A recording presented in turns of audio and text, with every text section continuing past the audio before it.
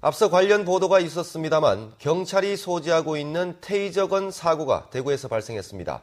고압 전류가 흐르는 전자총인데 30대 여성이 이 총에 맞아서 실명됐습니다.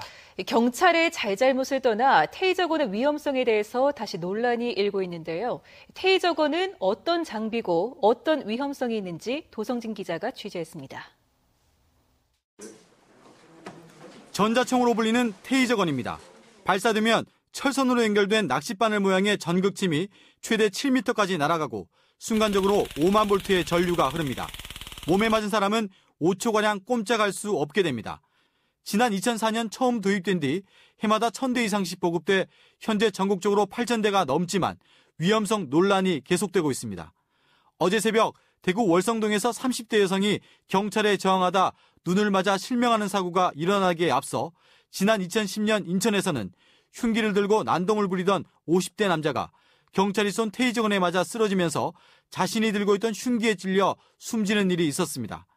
2009년에는 쌍용자동차 노조원이 테이저건에 직접 얼굴 부위를 맞아 다치는 일이 있었고 2007년 캐나다에서는 공항에서 입국심사 지연에 항의하던 폴란드인이 테이저건에 맞아 그 자리에서 숨지는 등 국내외에서 크고 작은 사고가 끊이지 않고 있습니다.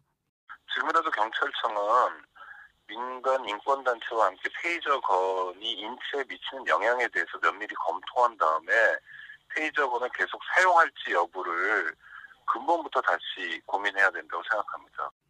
지난해 아주대의대 민영기 교수팀은 테이저건에 반복적, 장시간 노출될 경우 심혈관계에 부정적 영향을 줄 수 있다는 논문을 발표하기도 했습니다. 경찰도 총의 안전성에 문제가 있다는데 일부 동의하고 있습니다. 보통 이게 우리 K2나 이런 경우는 착각하는데 이 총은 이렇게 좀 착각한 그런 기능은 사실 없습니다. 이 안전장치가 너무 잘 올라가는 그런 점이 있습니다.